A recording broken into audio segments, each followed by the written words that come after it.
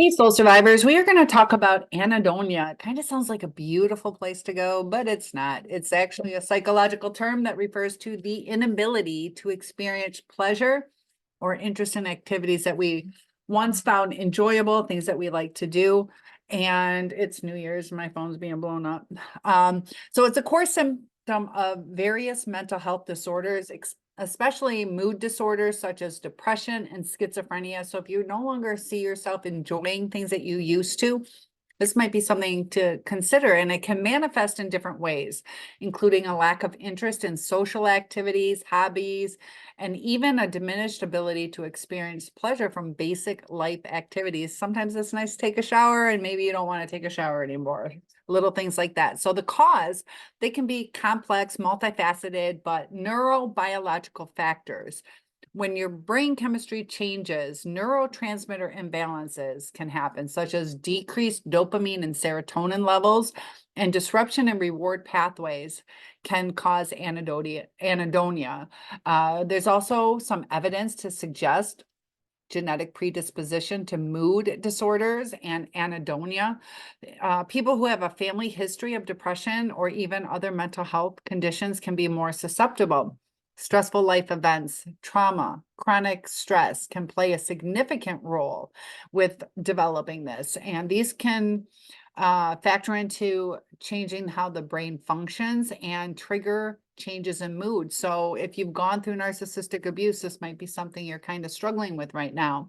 There's also negative thought patterns, low self-esteem, cognitive distortions, and the way people perceive and interpret their experiences can impact their ability to derive pleasure from them. I always talk about that shift in our thinking, because when we see something as a chore, oh, I gotta go ice skating, gotta go find my skates, I gotta go do this, I gotta find a scarf, instead of being excited about it and enjoying it in the moment, it changes how we get the pleasure from it.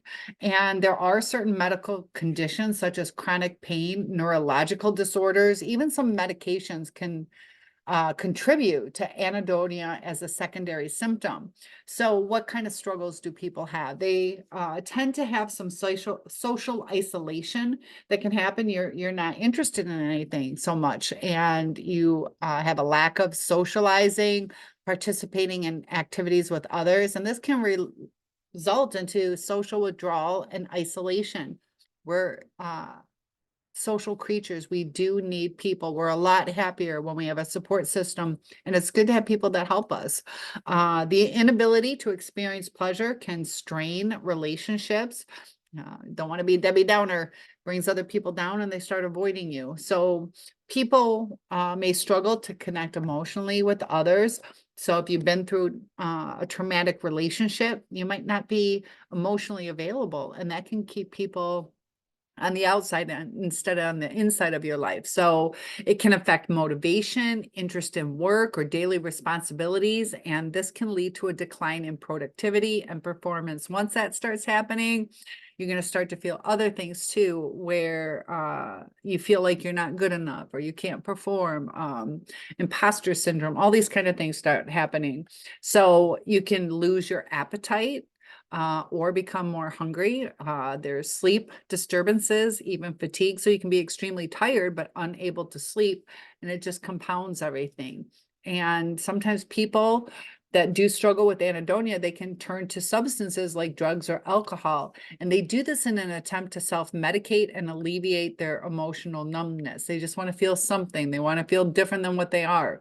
So to address it, you might want to do a one-on-one with me. There's also psychotherapy, medication, even lifestyle changes and social support. So how is this different than depression? So anhedonia is a symptom associated with different types of mental health disorders. And depression is one of the most common conditions where anhedonia is prominently present. So let's talk about the relationship between anhedonia and depression.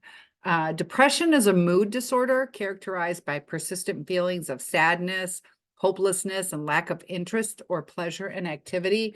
And anhedonia is a key diagnostic criterion for major depressive disorder. For being depressed. There are two main types of anhedonia. You have your social anhedonia, and this involves a reduced ability to experience pleasure from social interactions and relationships.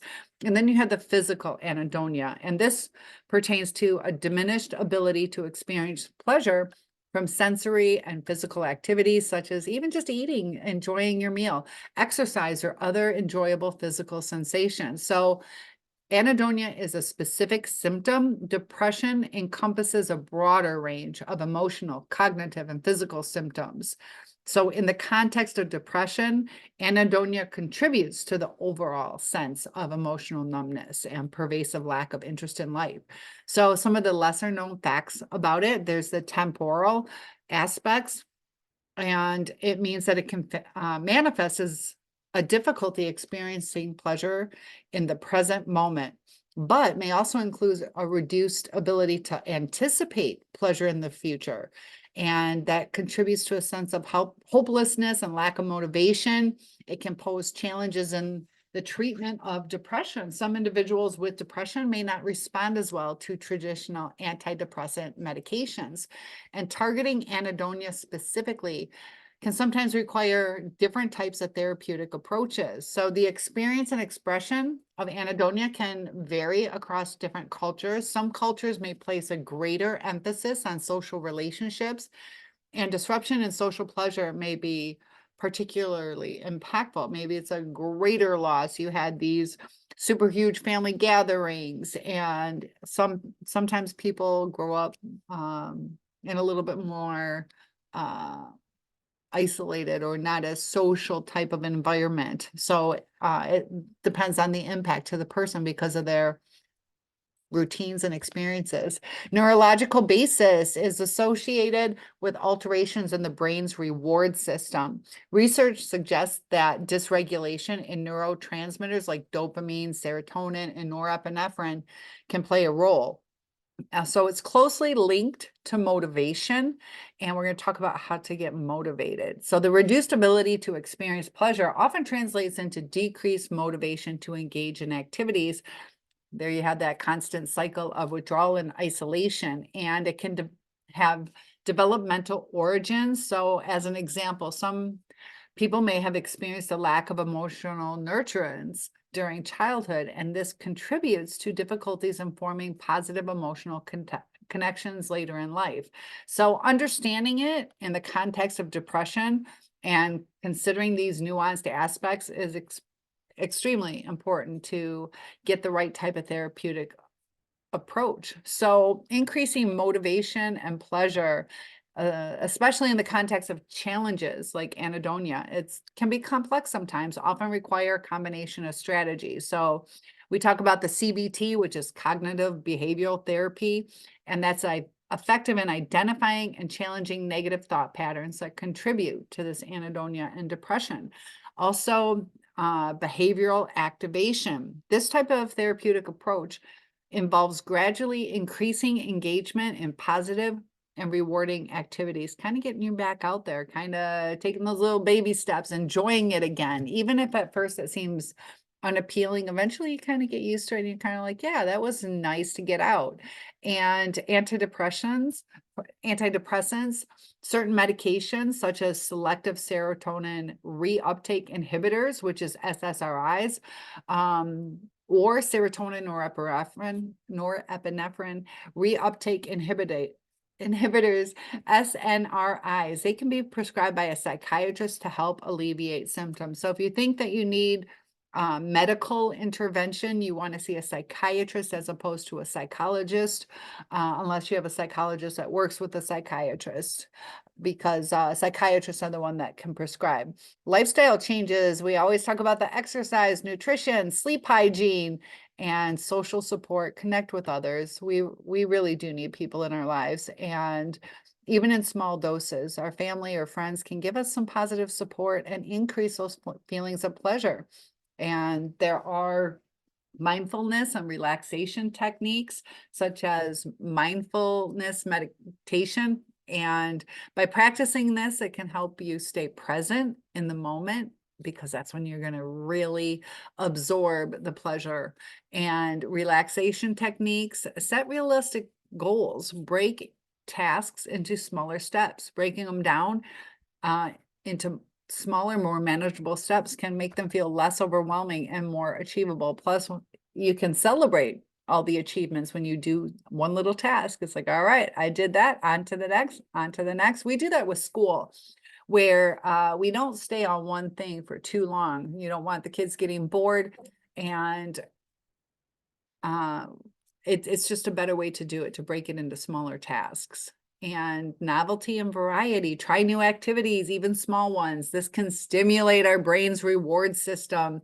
It might involve exploring new hobbies or revisiting past interests, even just going outside in nature. There's so much to take in. If you live in the moment, look around at the birds, or listen to the trees, or feel the wind. Celebrate achievements, recognize and celebrate these small achievements. They help reinforce positive behaviors, and that contributes to that sense of accomplishment, which gives us those feel-good hormones. And professional guidance, if you need psychiatric evaluation, that can be helpful to determine if a medication is appropriate.